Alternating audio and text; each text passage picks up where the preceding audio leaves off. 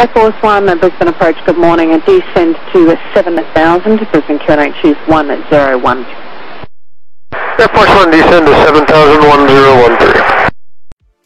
Sebagai seorang Presiden Amerika Syarikat, beliau semestinya bersedia untuk melakukan perjalanan ke mana sahaja di dunia dengan kadar segera. Presiden mempunyai akses ke atas pelbagai pilihan atau mod pengangkutan termasuk diterbangkan dengan Air Force One. Air Force One adalah call sign lalu lintas udara rasmi bagi sebuah pesawat milik US Air Force yang membawa Presiden Amerika Syarikat.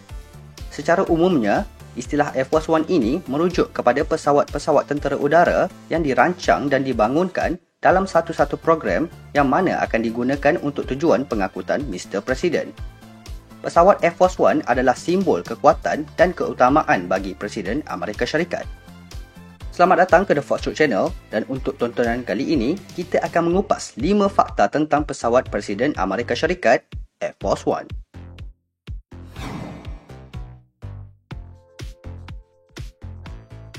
Nombor 1.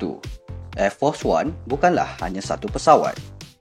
Istilah Air Force One pada asalnya tidak diberikan kepada satu-satu pesawat tertentu, namun ianya merupakan call sign dan gelaran yang diberikan kepada mana-mana pesawat jenis fixed wing sekiranya Presiden Amerika Syarikat menjadi penumpang secara rasmi. Secara teknikal, Air Force One digunakan untuk menggambarkan mana-mana pesawat milik US Air Force yang ditugaskan membawa Presiden. Tetapi sejak pertengahan abad ke-20, ianya menjadi kebiasaan untuk merujuk kepada pesawat tertentu. Pada hari ini, nama Air Force One ini diabadikan kepada salah satu daripada dua pesawat siri Boeing 747-200B yang diletakkan di bawah program pembangunan Air Force One. Jika Presiden menaiki helikopter milik Corps Marine, ia tidak akan dipanggil Air Force One, sebaliknya Marine One. Manakala, ketika beliau menjadi penumpang bagi mana-mana kapal terbang milik tentera, ia akan digelar Army One. Nombor 2. Boeing adalah pengeluar tunggal bagi pesawat Air Force One. Ketika ini, Boeing masih menjadi pengeluar tunggal bagi pesawat di bawah program pembangunan Air Force One. Kedua-dua pesawat yang dikeluarkan iaitu jenis model Boeing 747-200B mempunyai struktur dan kemampuan yang sama.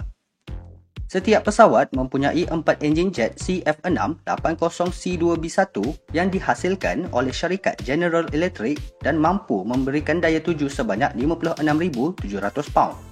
Kelajuan tertinggi pula antara 630 hingga ke 700 batu sejam dengan kebolehan untuk terbang ke ketinggian maksimum sehingga 45,100 kaki. Setiap pesawat juga berkemampuan untuk membawa muatan sehingga 883,000 pound dengan bahan bakar sebanyak 53,611 gallon.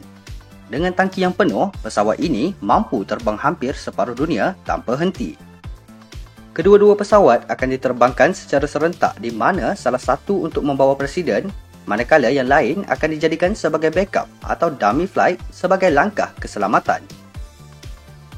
Nombor 3. Air Force One adalah Flying Office. Air Force One mampu diisi dengan bahan bakar di udara dan tiada jarak penerbangan yang dihadkan. Pesawat ini juga dilengkapi dengan peralatan komunikasi yang tercanggih dan mampu untuk menjadi Mobilized Command Center sekiranya terjadi serangan ke atas negara. Di dalamnya, Presiden dan para delegasi dapat menikmati ruang seluas 4,000 kaki persegi berstruktur 3 tingkat, termasuk suite Presiden yang mempunyai pejabat, bilik tidur dan ruang persidangan yang besar. Pesawat Air Force One juga mempunyai mini hospital yang dapat berfungsi sebagai operation theatre dan seorang doktor tetap yang akan berada di dalam pesawat. Para pegawai lain seperti penasihat kanan, pegawai Secret Service, media dan tetamu yang lain juga disediakan ruang bagi mereka menjalankan tugas atau menempuhi perjalanan yang panjang. Nombor 4. Setiap penerbangan adalah sebahagian operasi ketenteraan. Bagi keseluruhan penerbangan Air Force One, ianya adalah termasuk dalam operasi ketenteraan. Sekiranya Presiden berangkat dari White House, helikopter Marine One kebiasaannya akan menerbangkan Presiden terlebih dahulu ke Andrews Air Force Base di Maryland.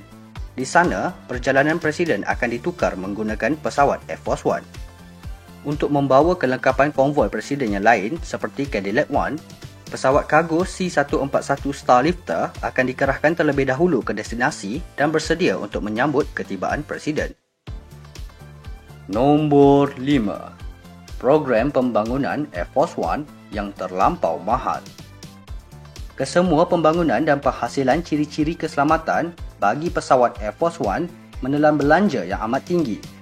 Manakala rakyat dan pembayar cukai di Amerika Syarikat juga terpaksa menanggung kos penerbangannya iaitu hampir $206,000 setiap jam penerbangan. Berbeza dengan pesawat komersial yang lain yang hanya memerlukan sekitar $5,000 bagi setiap jam penerbangan.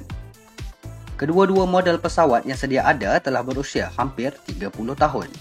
Mantan Presiden Barack Obama juga telah memerintahkan untuk menggantikannya dengan pesawat model Boeing 7478 yang lebih terkini. Namun, program pembangunan ini dianggarkan akan menelan belanja hampir $3.73 bilion.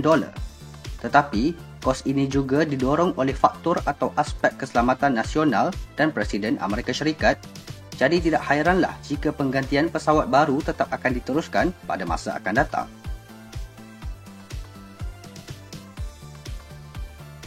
Itu sahaja untuk video kali ini dan terima kasih kerana menonton. Jangan lupa untuk subscribe dan share.